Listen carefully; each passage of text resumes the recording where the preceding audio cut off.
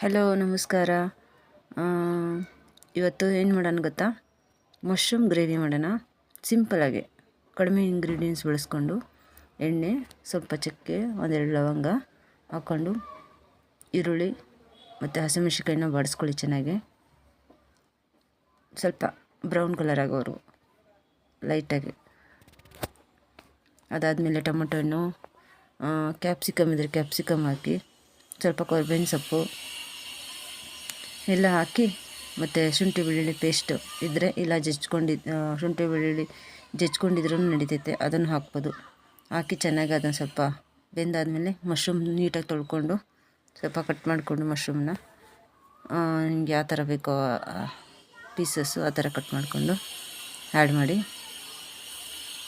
ಅದು ಮಶ್ರೂಮಲ್ಲಿ ನೀರು ಬಿಡುತ್ತಲ್ವ, ಸ್ವಲ್ಪ ಹೊತ್ತು ಬೇಯಲಿ ಅದ್ರ ಜೊತೆಗೆ.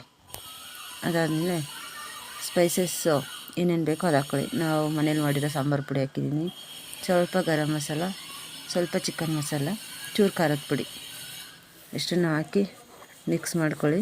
ಸ್ವಲ್ಪ ಮೊಸರಿದ್ರೆ ಹಾಕ್ಕೊಳ್ಳಿ, ಇಲ್ಲಾಂದರೆ ಬೇಡ. ಉಪ್ಪು ರುಚಿಗೆ ತಕ್ಕಷ್ಟು ಉಪ್ಪು ಹಾಕ್ಕೊಂಡು ಮಿಕ್ಸ್ ಮಾಡಿ.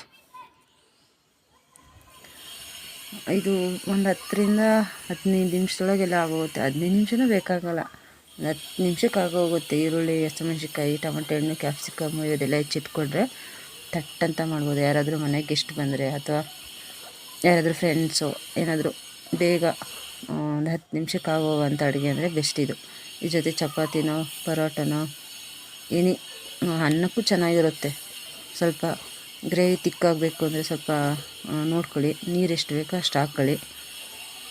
ಹಾಕ್ಕೊಂಡು ಚೆನ್ನಾಗಿ ಕುದಿಸ್ಕೊಳ್ಳಿ ಎಣ್ಣೆ ಬಿಡೋವರೆಗೂ. ಮಶ್ರೂಮಲ್ಲೂ ನೀರು ಬಿಡುತ್ತಲ್ವ, ಜಾಸ್ತಿ ನೀರೇನು ಆ್ಯಡ್ ಮಾಡಿಬಿಡಿ. ಸ್ವಲ್ಪ ಗಟ್ಟಿಗೆ ಇರಲಿ, ಚೆನ್ನಾಗಿರುತ್ತೆ. ಮಾಡಿಕೊಂಡು ಅದ್ರ ಜೊತೆ ಅನ್ನ ಅಥವಾ ಚಪಾತಿ ಮಾಡ್ಕೊಳ್ಳಿ, ತಿನ್ಕೊಳ್ಳಿ. ಪ್ಲೀಸ್ ಸಬ್ಸ್ಕ್ರೈಬ್ ಮಾಡಿ, ಸಪೋರ್ಟ್ ಮಾಡಿ.